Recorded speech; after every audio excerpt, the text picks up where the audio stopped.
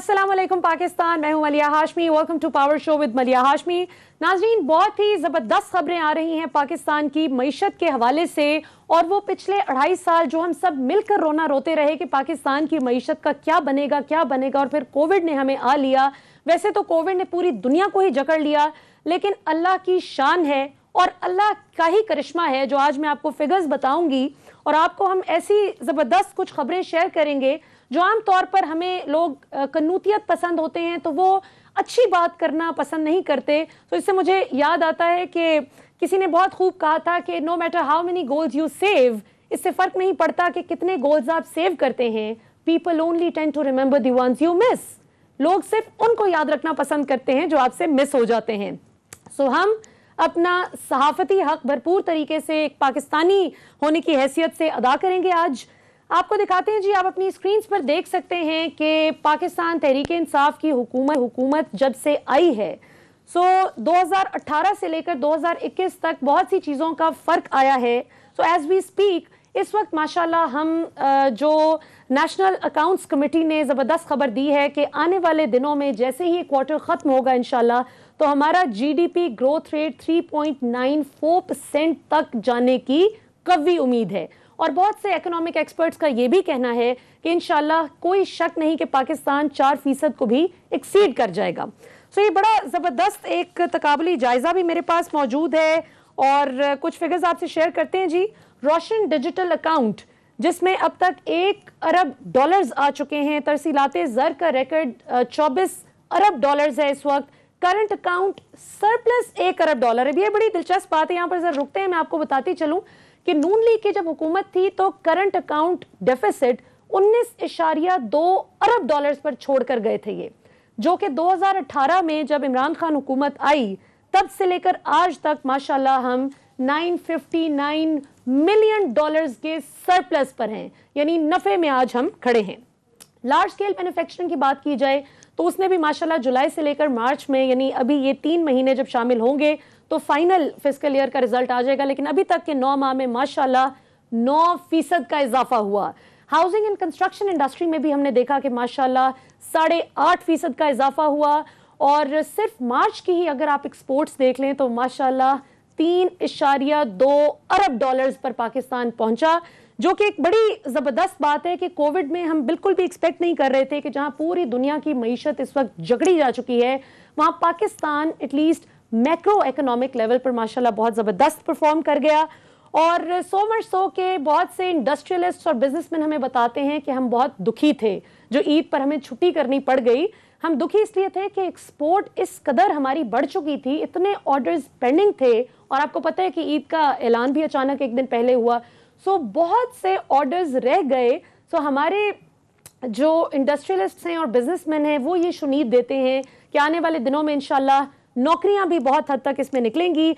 Cement भी अपनी record sales पर पहुंची माशाल्लाह। कंजम्पशन लेड इकोनॉमी से हम माशाल्लाह पहुंच गए हैं एक्सपोर्ट बेस्ड इकोनॉमी पर, यानी खा पी के हजम करके हम आने वाली हुकूमत को खाली बर्तन नहीं देखने को मिलेगा। इंशाल्लाह जो भी हुकूमत आएगी अब एक सस्टेनेबल इकोनॉमिक ग्रोथ के मॉडल पर पाकिस्तान पहुंच चुका है, और जनाब किसान भी बहुत खुश है हुकूमत से। एज वी स्पीक पिछले 2.5 साल से किसान दुआएं दे रहा है इमरान खान को कि वो गन्ने का रेट जो 120 रुपए देकर तनख्वाह दिया जाता था किसान को, और असल जो जमींदार मुनाफा कमा जाते थे, अभी माशाल्लाह ये 120 से 250 तक पहुंच चुका है गन्ने का रेट, और गंदम का रेट भी 1200 फी मन की बजाय अब माशाल्लाह 2000 फी मन मिल रहा है। और ये कि किसानों को बर वक्त उनकी उजरत मिलनी चाहिए, उनको 6-6 महीने इंतजार नहीं करना चाहिए, और उनको उजरत कम नहीं मिलनी चाहिए अपनी मेहनत से, ये भी हुकूमत ने इंश्योर किया है। यकीनन जहां हम बहुत अच्छी बातें करते हैं वहां पर हम ये भी सवाल तो पूछेंगे कि अगर मैक्रो इकोनॉमिक लेवल पर इतनी जबरदस्त हालत है तो फिर नौकरियां जिस तरह से लोगों ने एक्सपेक्ट की थी कि उनको मिलेंगी वो क्यों नहीं मिल सकी अब तक, उसमें क्या रुकावट है, और ये कि आने वाले दिनों में हम क्या देखेंगे, कौन सही साबित होगा, क्योंकि तो हुकूमत खुद अपने अंदाजों में गलत साबित हो गई। क्या आप जानते हैं कि वफाकी हुकूमत ने खुद वजारत खजाना ने अब से चंद माह क्या एस्टिमेट लगा रखा था अपने GDP ग्रोथ रेट का? 2.1%। वर्ल्ड बैंक क्या कहता था कि पाकिस्तान सिर्फ 1.3%, 1.3% तक पहुंचेगा। IMF क्या कहता था कि हम महज 1.5% तक पहुंचेंगे, और पाकिस्तान माशाल्लाह कहां पहुंच रहा है, 3.94% पे। तो मुझे तो अब शक नहीं रह गया कि इंशाल्लाह आने वाले दिनों में अगर इंडिकेटर्स इसी तरह से पॉजिटिव रहे तो पाकिस्तान यकीनन 4% को भी एक्सीड कर जाएगा। आज हमारे साथ प्रोग्राम में गुफ्तगू करने के लिए मौजूद हैं माहिर मईशत जनाब मुजम्मिल असलम साहब। किसी तारुफ के मोहताज नहीं, बहुत गहरी नजर रखते हैं पाकिस्तान की मईशत पर। मुजम्मिल साहब, a very warm welcome to the show. जी, थैंक यू। जी मुजम्मिल साहब, ये बताएं कि जो मैंने भी अभी तकरीर की कि एक्सपोर्ट्स में 13.5% इजाफा और ये ABCD इतने अच्छे फिगर्स हैं, तो ऑपोजिशन फिर ये क्यों कहती है कि फिगर्स फज्ड हैं, ये गलत हैं, और उनको क्यों नहीं यकीन आ रहा? देखें, बिस्मिल्लाहिर्रहमानिर्रहीम, बात यह है कि ऑपोजिशन का एक बयानिया था और उस बयानिया को आप यूँ समझ लें कि पाकिस्तान का मीडिया भी लेके चल रहा था कि ये हुकूमत जो है एक नाकाम तरीन हुकूमत है, और इस हुकूमत ने जो है उनका बयानिया ये था कि ये हुकूमत को आवाम लाई ही नहीं है, ये तो किसी लोगों ने आके इनको बिठा दिया है, और ये जो है पाकिस्तान के जिसे कहते हैं मुफाद में नहीं है। अब वो जो है PTI की हुकूमत जो है वो उनकी एक कमजोरी ये रही थी कि ऑपोजिशन को लताड़ना तो उनको बड़ा अच्छा आता था, लेकिन जो उनकी अपनी खसूसियात थी उन्होंने उसको कभी, उनको पता ही नहीं था कि उनकी ये क्या खसूसियात हैं या वो क्या क्या चीजें डिलीवर कर सके, मतलब कर चुके हैं, और आने वाले दिनों में क्या क्या होने वाला है। तो अभी ये जो पिछले दिनों आपने देखा कि टीम चेंज हुई, स्ट्रेटेजी चेंज हुई, खासतौर पे यूसुफ रजा गिलानी के इलेक्शन के बाद इन्होंने मौका दिया कुछ अपने लोगों को, जैसे फरूख हबीब आ गए हैं इसमें इंफॉर्मेशन में, हमाद अजहर को जो है सीनियर पोजीशन देना शुरू कर दी, सीनियर मिनिस्टर बन गए वो उसमें अब एनर्जी को भी देख रहे हैं। तो इन लोगों ने जो है सारी चीजों को एक्यूमुलेट किया कि भाई जो जो हमने किया है उसको कंसोलिडेट करते हैं और उसकी क्या शक्ल निकलती है। जब वो कंसोलिडेट किया तो इनके वहमो गुमान में नहीं था, क्योंकि छोटी छोटी पॉकेट्स में इंफॉर्मेशन थी तो इनके पूरी इंफॉर्मेशन नहीं होती थी। तो वो उसको जब जमा किया तो वो नजर आया कि ये तो इतना कुछ हो गया। अब वो जब सामने आई तो वो ऑपोजिशन भी हक्की बक्की हो गई कि भाई ये क्या हो गया, ये आज से एक हफ्ता 10 दिन 15 दिन महीने पहले तक तो ऐसी कोई बात ही नहीं थी, अब ये भी कह रहे सही हो गया, ये भी हो गया सही, ये भी हो गया सही। बेसिकली चीजें ये सारी पुरानी है, लेकिन इसकी तशहीर नहीं होती थी। अच्छा, आप जैसे जो एंकर हैं जो पॉजिटिविटी को हाईलाइट करते हैं वो भी, लेकिन जब तक ये चीजें गवर्नमेंट अपनी परफॉर्मेंस को दिखाएगी नहीं तो आप उसको कैसे डिस्कस करेंगे ना। तो वो आप लोगों के भी इल्म में नहीं थी या प्रायोरिटी लिस्ट में नहीं थी। अब 3 दिन से जब से गवर्नमेंट ने जो है अपना ये बताया कि जी इस साल 4% ग्रोथ है और ये सारी चीजें हैं, तो आप ये देख लें कि अब वो रिंग रोड की भी बात नहीं हो रही और 10 चीजों की भी बात नहीं हो रही, PDM की भी बात नहीं हो रही। दिस इज द इशू, ये बात होनी चाहिए नेशनल टेलीविजन में, ताकि कि पता लगे कि मुल्क आगे जा रहा है, पीछे जा रहा है, ये सब ठीक है ना। अब इसमें जी प्लीज। अच्छा, अब इसमें जो है ये जो 3.94% ग्रोथ है, ये मेरे लिए बिल्कुल सरप्राइज नहीं है। ये मैं 8 महीने से पिछले 4 से 5% गला फाड़ फाड़ के मैंने हेड ऑन IMF को लिया, वर्ल्ड बैंक को लिया, स्टेट बैंक को लिया, मिनिस्ट्री ऑफ फाइनेंस को लिया कि जी आपकी 4 से 5% ग्रोथ है। और ये ग्रोथ जब अभी ये नंबर आया है मेरे ख्याल से अभी भी अंडरस्टेटेड है। ये जब रिवाइज होगा 8 महीने साल बाद तो ये आपको 4.5 से 5% के दरमियान ही नजर आएगा और ऑन द ग्राउंड है। और मैं ये समझता हूँ कि मैं पिछले 16-17 साल से मईशत को रिलीजियसली कवर करता हूँ और मुझे डाटा देखने की जरूरत नहीं होती, मुझे पल्स से पता चल जाता है चीजें क्या है। ये जितना ट्रांसपेरेंट डाटा है और जितना इसमें जितना जिसे कहते हैं कि बल्कि इन्होंने अभी भी अंडरस्टेटेड है मेरी नजर। इससे पहले इतने ट्रांसपेरेंट डाटा भी पाकिस्तान में नहीं आते थे। पिछली हुकूमत तो माहिर थी उसकी और उससे पिछली हुकूमत को तो पता ही नहीं होता था क्या हो रहा है चीजें। तो ये जो डाटा है बिल्कुल ट्रांसपेरेंट है। अगर आप देख लें LSM के नंबर 9% जो है आपके कारखानों की जो है तरक्की है। आप अगर देख लें एग्रीकल्चर में सब एडमिट करते हैं कि जी गंदम की रिकॉर्ड क्रॉप आ गई है। एक्सपोर्ट का नंबर स्टेट बैंक कोट करती है, वो उसमें ग्रोथ नजर आ रही है। टैक्स रेवेन्यू जो है हर महीने अपडेट होता है। 13% अगर मुल्क में कमाई हुई है तो फिगर्स भी 13% देखे जा सकते हैं साथ साथ, बिल्कुल। जी जी, सेल्स के नंबर देख लें। फिर अगर आप फर्टिलाइजर ऑफटेक देख लें, तेल की जो है पिछले साल से 18% ज्यादा सेल हुई है, ऑटो सेल्स 56% ज्यादा सेल हुई है, सीमेंट 18 से 20% ज्यादा सेल हुआ है, बिजली पिछले साल के मुकाबले में 5% ज्यादा ग्रो हुई है। अगर आप बैक ऑफ द एनवेलप भी सारी चीज, स्टॉक मार्केट में जो हिस्से में 100 मुल्क की टॉप कंपनीज है, उनकी 93% जो है प्रॉफिटेबिलिटी पिछले साल से बढ़ी है। बिल्कुल तो अगर आप बैक ऑफ द एनवेलप भी सारी चीजें ऐड करें तो इससे ज्यादा बेहतर शक्ल नजर आएगी, इससे कम। ये मैं जरा प्रोड्यूसर साहब से रिक्वेस्ट करना चाहूंगी कि साथ साथ वो हमें अगर ग्राफिक्स दिखा सकें जो पाकिस्तान की मईशत को इस वक्त जो मौजूदा सूरत हाल है उसका बता रहे हैं कि क्या सिचुएशन है। अच्छा, यहाँ पे मुजम्मिल साहब बड़ी दिलचस्प बात यह है कि अगरचे पाकिस्तान तहरीक इंसाफ की हुकूमत ने एक बड़ा बोल्ड स्टेप लिया, क्योंकि इमरान खान साहब को शुरू से न्यूट्रल अंपायर के साथ खेलने की आदत है, उनको अगर अंपायर न्यूट्रल ना हो तो शायद अपनी तौहीन लगती है जीतना, तो उन्होंने मिनिस्ट्री ऑफ फाइनेंस से पाकिस्तान ब्यूरो ऑफ स्टेटिस्टिक्स को निकाल बाहर किया कि इसको अलहदा किया जाए ताकि कोई इन्फ्लुएंस ना कर सके। फिर भी मैं हैरान हूँ कि अपोजिशन फिर भी इस पर तनकीद कर रही है कि फिगर्स फज्ड हैं। जो आज वजीर खजाना साहब ने भी कहा कि मैं चैलेंज करता हूं कि ये सारे फिगर्स जो हैं आप इनको खुद चेक कर सकते हैं, इनमें कोई भी फिगर फज्ड नहीं है। तो अब सवाल यहाँ पर यह है कि ये किस कदर रियलिस्टिक है वजीर खजाना साहब शौकत तरीन साहब का ये क्लेम कि हम इस बजट में कोई नए टैक्सेस नहीं लगाएंगे और बिजली के टैरिफ्स में इजाफा नहीं किया जाएगा, क्योंकि अवाम तो कहती है भाई हम हर बजट में यही सुनते हैं और हर बार हमारे साथ धोखा होता है। देखिए, पहली बात तो ये कि ऑपोजिशन के लिए सुनहरी मौका है, अगर वो समझते हैं कि फिगर फर्ज हैं तो उसको जो है डाटा से प्रूफ करें और इस हुकूमत को जो है तनकीद का निशाना बनाएं और उनको खटेरे में लाके खड़ा करें। सिर्फ फज फज फज बोलने से जो है फज नहीं हो जाता, ठीक है। उनके पास आई एम श्योर ये मईशत है, ये किसी की जेब में पैसे नहीं पड़े हुए कि पता नहीं लगेगा कितने, ये मईशत है, इसका हर जगह से डेटा कंफर्म हो सकता है। तो ये पहली फुर्सत में बजाय ये करने के सामने लेकर आए चीजों को। दूसरा सवाल आपने किया कि शौकत तरीन साहब क्लेम कर रहे हैं कि ये जो है हम टैक्स फ्री बजट कर लाएंगे, यानी टैक्स फ्री माशी जुबान में कहा जाता है कि कोई मजीद टैक्स की शरह ना बढ़ाएंगे ना नया टैक्स लगाएंगे। तो ये काम पिछले साल से शुरू हो चुका हुआ है। पिछले साल का अगर आप बजट देखेंगे तो उन्होंने किसी भी हफीज शेख साहब ने टैक्स की शरह भी नहीं बढ़ाई थी और कोई नए टैक्सेस भी नहीं लगवाए थे, ठीक है। तो पिछले साल का तजर्बा कामयाब रहा। मेरे साथ के कुलीग्स, मेरे दोस्त और आपके अलावा मीडिया में तजज़ियाकार लोगों ने कहा था नामुमकिन है कि 4000 अरब से ऊपर टैक्स होगा। इंशाल्लाह ताला 4700 अरब पाकिस्तान की तारीख का, जहां से मुस्लिम लीग नून छोड़ के गई थी, 900 अरब रुपए ज्यादा टैक्स होगा ये, बिल्कुल ठीक। और ये ठीक है, तो ये भी चीज आप इंशाल्लाह ताला देखेंगी। अच्छा, आपने दूसरी बात की थी कि बिजली की कीमतें तो पिछले साल मई में फरवरी में बढ़ जानी चाहिए थी।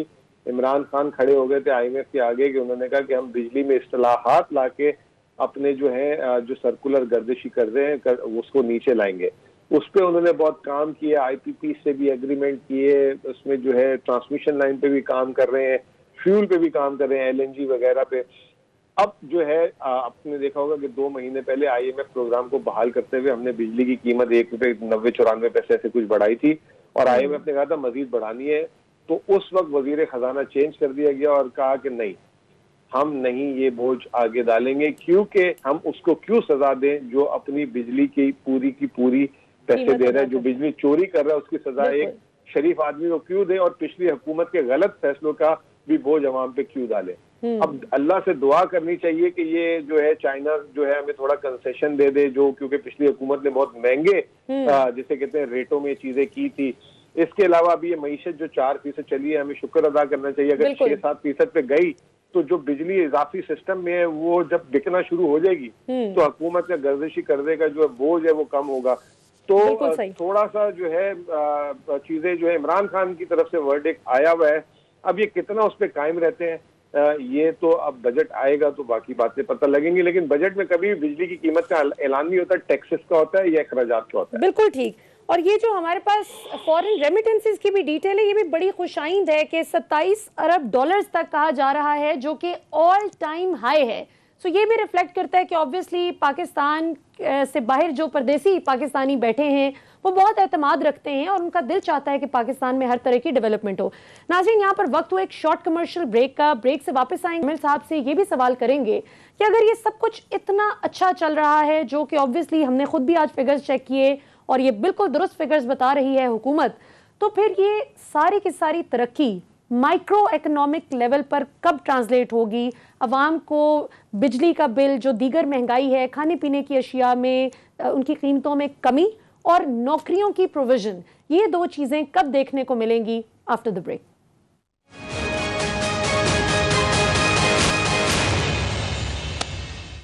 वेलकम बैक नाजरीन। बात हो रही थी पाकिस्तान की मईशत पर और बहुत ही जो पॉजिटिव इंडिकेटर्स हमें देखने को मिल रहे हैं।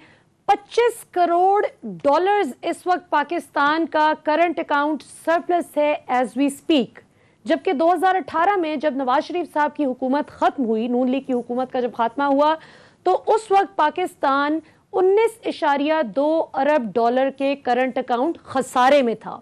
सो ये जो 19.2 अरब डॉलर का खसारा 25 करोड़ डॉलर के फायदे में चला गया है माशाल्लाह। तो जाहिर है कि इसमें बहुत सा होमवर्क हुआ, बहुत सी हार्ड वर्क हुई, पाकिस्तान की आवाम को बहुत तकलीफ सहनी पड़ी, बड़ी महंगाई की चक्की में पिसना भी पड़ा पाकिस्तान की आवाम को। तो अब जरा मुजम्मिल साहब से हम पूछते हैं, हमारे साथ मौजूद हैं माहिर मईशत मुजम्मिल असलम साहब, उनसे पूछते हैं कि ये अच्छे अच्छे जो इशारे हैं ये मेरे आपके लिए कब फायदेमंद साबित होंगे, नौकरियां कब मिलेंगी? देखिए बात ये है कि बच्चा जब पैदा होता है तो वो बहुत कमजोर होता है, वो हिल भी नहीं सकता, दूध भी नहीं पी सकता, खा भी नहीं सकता और अपनी जरूरियात भी पूरी नहीं कर सकता। जैसे जैसे उसको टाइम चाहिए तो 2, 4, 6, 8 साल उसमें ताकत आती है और वो फिर वो इतना ताकतवर हो जाता है कि वो दूसरे जो बच्चे और उनको जो पैदा होने वाले उनके साथ वो जो है वही करता है जो उसके साथ होता है। तो ये भी आपका पहला साल है, 4% आपको ग्रोथ मिली है, 2-3 साल से आपकी मईशत जो है बैंकरप्ट हुई थी, हालात बुरे थे। अब आपको जो है ये सस्टेन बेसिस पे 2-3 साल अगर इसी तरीके से रहा तो आप आम आवाम तक भी उसके समरात देखेंगे जाते हुए। अभी देखें, पहला जब साल होता है या दूसरा साल होता है उसमें जो है मईशत जब तरक्की करती है तो उसमें सबसे पहले जो बड़े सरमाएदार होते हैं, कारोबारी लोग होते हैं, उनको एडवांटेज मिलता है। जब उनको पैसा बनता है तो वो फिर अपना कारोबार और फैलाते हैं।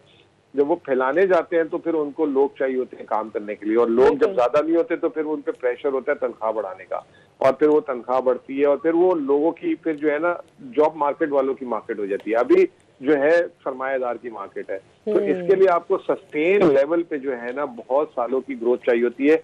लेकिन अच्छी बात यह है कि पहले स्टेज में जो लोग बेरोजगार हो गए तो उनका रोजगार आना शुरू हो जाएगा। सेकंड स्टेज में जो है फिर तनख्वाहें बढ़ना शुरू हो जाएंगी, और जब मुल्क में ओवरऑल पैदावार बढ़ेगी तो महंगाई भी साथ साथ नीचे आ जाएगी।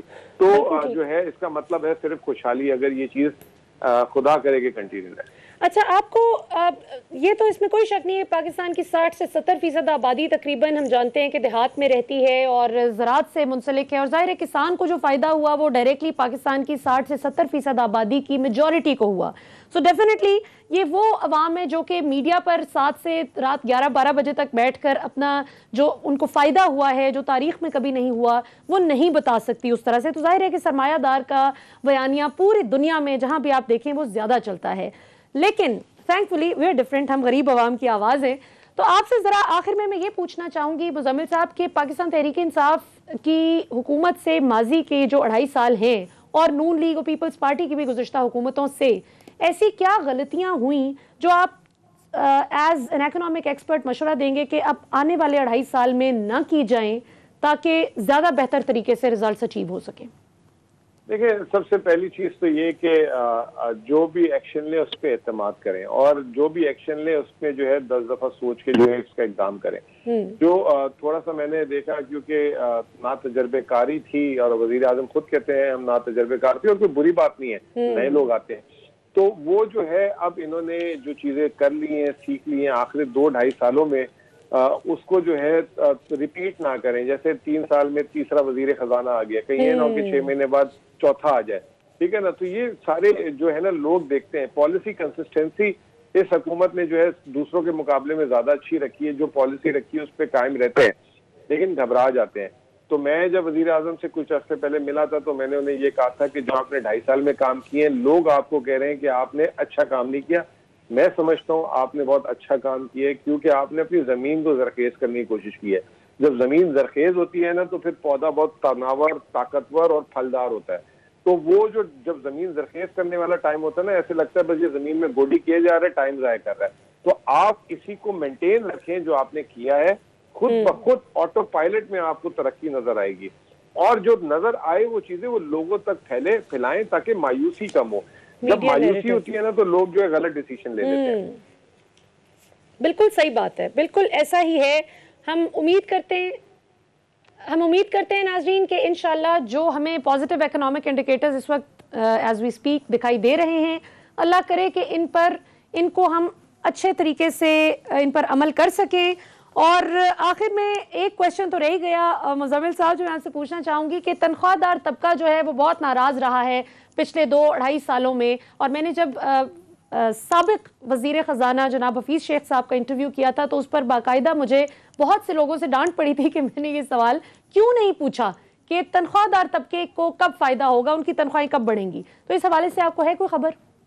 देखिए, मैं समझता हूँ कि ये सबसे ज्यादा मजलूम तबका है पाकिस्तान का, क्योंकि इसकी तनख्वाह ना बढ़े, महंगाई हो जाए तब पिसता है। ये जो है इसके लिए कुछ नहीं सोचा जाता, किसान के लिए भी सोचा जाता है, जो बिल्कुल गरीब जो सपोर्ट इनकम सपोर्ट में होते हैं एहसास के थ्रू, उसके लिए सोचा जाता है। तो इनके लिए बहुत जरूरी है सोचना है। ना सिर्फ हुकूमत के मुलाजमीन, जो प्राइवेट सेक्टर में लोग हैं, प्राइवेट सेक्टर वालों की तो तनख्वाहें कट जाती है। हुकूमत के मुलाजमीन के पास एक प्रिविलेज है कि उनको जो तनख्वाह दे दी गई है वो कटती नहीं है, जिंदगी बचा। हुकूमत कर्जा लेके अपने आप को असासे बेच के, प्राइवेट सेक्टर वाले लोगों की तनख्वाह भी कट जाती है, उनको नौकरी से भी निकाल दिया जाता है। हुकूमत में ऐसी दोनों चीजें नहीं होती। अभी अच्छी खबर तो फिलहाल हुकूमत के लोगों के लिए है, क्योंकि हुकूमत के पंजाब को हुकूमत ने कह दिया 20-25% तनख्वाह बढ़ाएंगे। वफाकी हुकूमत ने भी जो अभी पिछले दिनों जो कुछ मुजाहरे किए थे उधर इस्लामाबाद में, उनसे वादा कर चुकी है। तो सरकारी तनख्वाहें तो बढ़ रही हैं जो पिछले साल नहीं बढ़ी थी, और हुकूमत के पास थोड़ी सी स्पेस भी आई है। और साथ साथ ये कह देते हैं ये लोग के जो वजीर वगैरह के, जी मिनिमम वेज इतनी है, मिनिमम वेज सुने 20,000 रुपये हो रही है कि कम से कम कोई किसी को 20,000 से कम तनख्वाह ना मिले, लेकिन उसकी इम्प्लीमेंटेशन नहीं है। शहरों में फिर भी है, शहरों से बाहर जाएं आप तो वो जो जिम्मेदार फार्मर बड़े बड़े लोग हैं वो तो बस उनको थोड़ी सी गंदुम दे देते हैं, पैसे नहीं देते, और ये सारी चीजें होती हैं। तो वो सबका जो है ना फिर परेशान रहता है। बिल्कुल सही। Thank you very much Muzammil Aslam साहब, हमें ज्वाइन करने बहुत शुक्रिया। नाज़रीन, यहाँ पर वक्त हुआ एक शॉर्ट कमर्शियल ब्रेक का। ब्रेक के बाद वापस आएंगे तो जरा कानून पर बात करेंगे कि शहबाज शरीफ साहब की जो कानूनी गाड़ी है वो कहाँ जाकर रुक गई। उन्होंने लाहौर हाई कोर्ट से अपनी पिटिशन पर ड्रॉ क्यों कर ली, वापस क्यों ले ली पिटिशन? वो तो इंग्लैंड जाना चाहते थे, वो तो ईद से पहले जाना चाहते थे, वो क्यों रुक गए? After the break.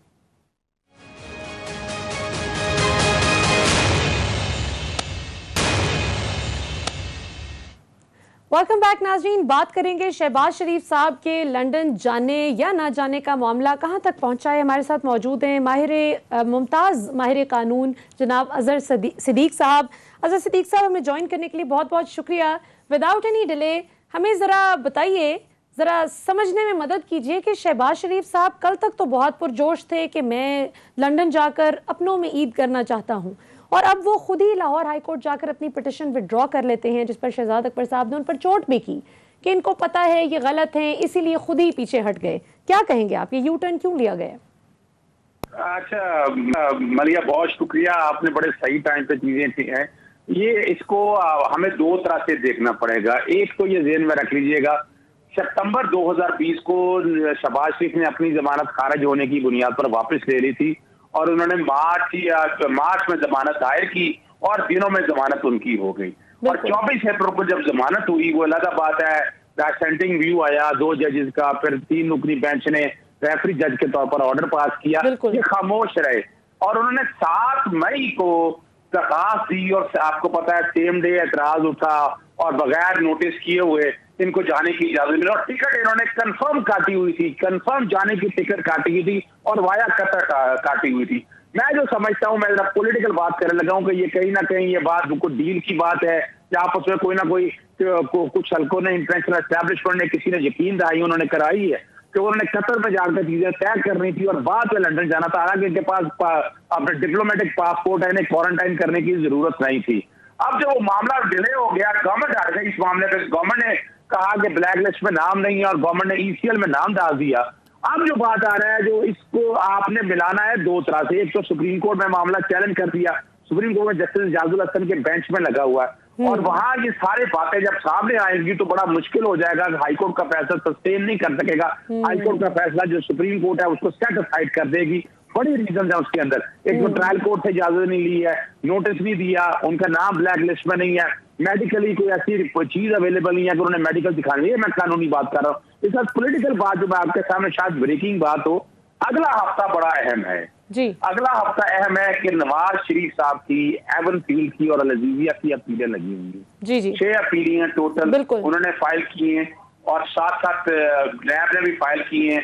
फ्लैगशिप में जो बरी कर दिया गया था उसमें कन्विक्शन के हवाले से और बाकियों में सजाएं बढ़ाने के हवाले से। बिल्कुल। अब जो शहबाज शरीफ ने जो कैंसिल किया ना प्रोग्राम, जो वापस लेने का कि मैं पिटीशन वापस ले रहा हूँ, ये पीएमएल के हलकों में जो बात चल रही है, उन्हें यकीन हो गया इस बात का कि नवाज शरीफ साहब को इस्लामाबाद हाई कोर्ट से वो बरी हो जाएगा। हालांकि इतना आसान काम नहीं है, इतनी एविडेंस मौजूद है, जीआईटी की एविडेंस मौजूद है, वो जराए उनके पास है नहीं।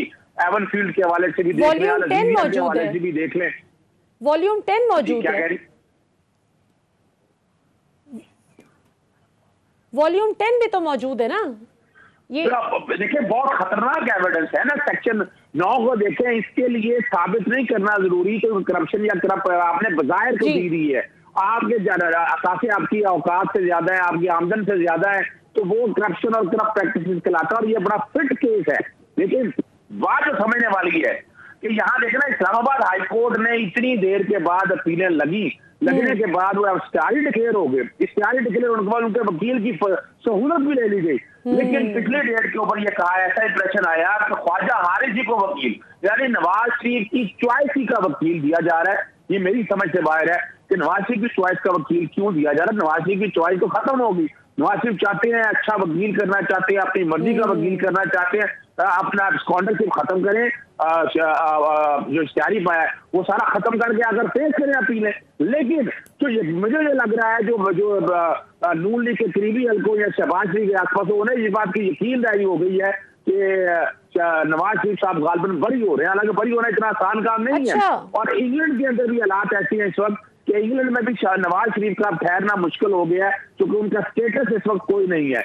ना वो सिटीजनशिप के जुमरे में आती है, ना वो रेजिडेंट के, ना वो वीजा होल्डर के, वो सारी रेमेडीज एग्जॉस्ट कर चुके हैं। तो बड़े दिलचस्प मरहले में गेम दाखिल हो चुकी हुई है। और तो ये अगर ऐसा जी प्लीज, ये कोई अनहोनी ना हो जाए, यानी खदशात, यानी इतने यकीन है उन लोगों को, वो समझ से बाहर है, मेरी खुद समझ से बाहर है कि इतना आसान केस तो है नहीं। इतनी एविडेंस मौजूद है, हर चीज रिकॉर्ड के मौजूद है, और खास तौर पर इश्तिहारी होने के अलावा तो ऐसा कुछ चांस नहीं है। लेकिन उन्हें इस बात की यकीन दहानी है, वो खुशी है सारी इस हफ्ते के अंदर, उन्हें इस बात की यकीन दहानी है कि उनकी उन्हें बरी हो जाना है और वो यहाँ खुशियां मनाएंगे। और गालिबन नवाज शरीफ को तैयारी पकड़ रहे हैं कि वो पाकिस्तान शायद आए। तो नवाज शरीफ साहब यानी अजहर सिद्दीक साहब, अगर मेरे गुनाहगार कानों ने गलत नहीं सुना, तो व्हाट यू ट्राइंग टू से इज कि ये जो अगले हफ्ते में 6 अपील्स लगी हुई हैं अल-अज़ीज़िया और एवन फील्ड केस की इस्लामाबाद हाई कोर्ट में, वो अगर उन अपील्स को एंटरटेन किया जाता है तो नवाज शरीफ साहब अपने तमाम तर ये जो करप्शन केसेस सब कुछ इनसे बरी हो जाएंगे। That's what you're saying. देखिए, अच्छा देखें, कन्विक्शन के खिलाफ अपीलें फाइल की है ना, तो वो जो इंप्रेशन ऐसा दे रहे हैं कि इंटरनेशनल एस्टेब्लिशमेंट से उनके हालात बेहतर हो गए हैं, जाके लंदन डील को फाइनल करनी थी, और इंटरनेशनल एस्टेब्लिशमेंट इस वक्त रोल प्ले कर रही है। और वो अब हैरान है हमारी अदालतों में कैसे असरअंदाज होता है, ये तो एक अलग इशू है। मैं अभी राइट नाउ उस पे यही मैं आपसे यही सवाल करना चाह रही थी कि इंटरनेशनल एस्टेब्लिशमेंट से अगर उनकी बात तय हो भी जाए, जो कि कहा जा रहा था कि शहबाज शरीफ साहब प्रिसाइजली इसीलिए बाहर जाना भी चाह रहे थे, लेकिन अगर उनसे तय हो भी जाए तो हमारी मुअज़्ज़ज़ अदालतें तो जाहिर है कि मेरिट पर फैसला करेंगी ना। ये तो नहीं हो सकता कि नवाज शरीफ साहब अगर बाहर बातचीत कर लें तो उनके यहाँ पर केसेस खत्म हो जाए। हमारी अदलिया बहुत मजबूत है। देखिए, हाँ, कोर्टों का इंप्रेशन आपके सामने एक ऐसा डेवलप हो गया है, लाहौर हाई कोर्ट या बाकी कोर्टों के हवाले से एक इंप्रेशन आ गया कि अमीर के लिए इंसाफ या ताकतवर के लिए इंसाफ और गरीब आदमी के लिए आम आदमी, एक ऐसा इंप्रेशन डेवलप हो गया। तो ये कहा जाए कि हाई कोर्ट का इख्तियार नहीं, हाई कोर्ट का इख्तियार तो है हाई कोर्ट तो अपना सारे फैसले को सेटिस्फाइड कर सकती है। और आपने हुदैबिया भी आपने देख लिया था, हुदैबिया लाहौर हाई कोर्ट ने कहा था ना, हुदैबिया आपके सामने मौजूद है, रिकॉर्ड में मौजूद है कि हुदैबिया के केस को लाहौर हाई कोर्ट के 2 जजों ने, एक ने कहा था कि री इन्वेस्टिगेशन नहीं होनी, दूसरे ने कहा था कि इन्वेस्टिगेशन सेटिस्फाइड कर दिया था, लेकिन कहा था कि री इन्वेस्टिगेशन होगी, और सुप्रीम कोर्ट ने उस पर कह दिया था कि डिले की बात से। और एविडेंस सारी रिकॉर्ड पे मौजूद है, एविडेंस और हर चीज रिकॉर्ड के ऊपर मौजूद है। लेकिन तारीख कुछ ही चीजों की गवाह है। प्यारा साजिश केस में भी देख लें, बड़ा वाज़े तौर पर चीजें सारी मौजूद थी, और कितने अरसे बाद आकर इन्हीं अदालतों ने उन्हें रिलीफ दिया था, और उनकी डिले भी सारी कंडोन हो गई थी, और अपीलें भी सारी सेटिस्फाइड होगी। तो पॉसिबिलिटीज आर देयर। ये ऐसा नहीं है कि वहां बैठकर अगर उनको इतनी यकीन दहानी है, इसीलिए तो ये सारी चीजें सामने हो रही हैं, इसलिए तो खदशात है। कानूनी तौर पर देखें, आईनी तौर पर देखें, अगर आप ट्रायल को सामने रख के देखें तो ये इसमें अगर इतना चांस होता तो अपीले मेरिट पे नवाज शरीफ साहब सुनाते अपनी। उनको तो जो अल अजीजिया के अंदर मेरिट के ऊपर तो जमानत नहीं मिली उन्होंने मेरिट के ऊपर जमानतें अपने वापस ले ली थी। उन्होंने मेडिकल ग्राउंड के ऊपर जमानत ली थी, आपको याद होगा। जो एवन फील्ड है, एवन फील्ड के अंदर जो सस्पेंड हुई थी वो मेरिट पे हुई थी, और बड़ा लंबा फैसला दिया था। और मैं नहीं समझता कि वो फैसला भी सस्टेनेबल था, और उसी फैसले में कैंसलेशन की बेल में आके पैरामीटर सेट हुए थे कि आपको हार्डशिप की बुनियाद पर मेडिकल ग्राउंड पे जमानतें होनी है। लेकिन अब आप देख रहे हैं कि जमानतें कोर्टें दे रही हैं, हार्डशिप भी रही है, मेरिट पे जमानतें हो रही हैं, तो नजर तो आ रही है कुछ चीजें। तो अजहर सिद्दीक साहब, मरियम साहिबा भी तो इसी इस्लामाबाद हाई कोर्ट से एवनफील्ड केस में ही तो ये प्ली लेकर जमानत, उनको इसी प्ली पर जमानत मिली थी ना, कि मैंने अपने बीमार वालिद की तीमारदारी करनी है, जिसके बाद हमने देखा कि माशाल्लाह बहुत एक्टिवली उन्होंने बड़े जबरदस्त अंदाज में पूरे मुल्क में जलसे भी किए, पीडीएम की पूरी मूवमेंट भी चलाई।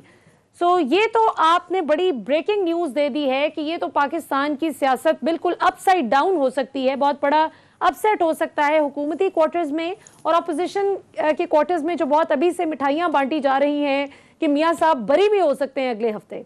सो ये तो बहुत बड़ा डेवलपमेंट हो सकती है। देखिए, उन्हें यकीन दहानियां है, शहबाज शरीफ का यह रुकना इस बात का सबूत है कि उन्हें यकीन दहानियां किसने कराई हैं, कैसे कराई हैं। मेरिट पे तो देखिए, मेरिट पे तो मैं नहीं समझता, यानी it's a very difficult case. अगर मेरिट पे होता तो मेरिट पे नवाज शरीफ बाकायदा इसको मेरिट पे बहस करते हैं, मेरिट पे अपील, और वो एक प्रॉपर टाइम, उनका तरीकाकार ये है कि वो प्रॉपर टाइम ढूंढते हैं, डिले करते हैं। वो किसी वक्त को 2023 का इंतजार कर रहे थे या ऐसी हालात और वाकया देख रहे थे, वो प्रॉपर टाइम ढूंढने में, मैनेज करने में ये लोग मास्टर है चीजों को। और दूसरी बात, जहां तक बड़ी वाज़ेह बात है ना, कि अब कुछ तो है ना कि जिसकी पर्दादारी है कि चीजें इंटरेक्शन।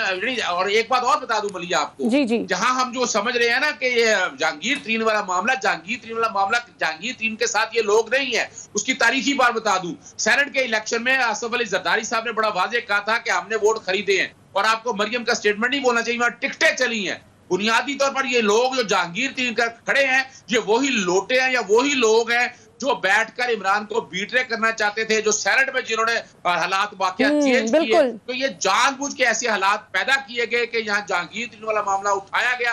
हर टीवी शो में आपने देखा कि जहांगीर तरीन का मामला चलता रहा था, बाकी सारे मामले एक साइड पे हो गए थे। तो जिस किसी ने भी शतरंज की चालें चली हैं, वो शतरंज यही रहा है। अल्लाह, यानी मेरे मुंह के अल्फाज अल्लाह ना मंजूर करे इसको, लेकिन हालात और वाकया जो उनमें चहमगोइयां हो रही हैं, जो बातें चल रही हैं, वो और ये अपसेट हो, यानी पॉसिबिलिटीज आर देयर। मैं ये कहूं कि हो नहीं सकता, हाईकोर्ट का इख्तियार तो है, हाईकोर्ट सेट कर सकती है सारी बात को, अपना रीट्रायल का कह सकती है, दोबारा कह सकती है, सारे को सारे फैसले को सेट कर सकती है।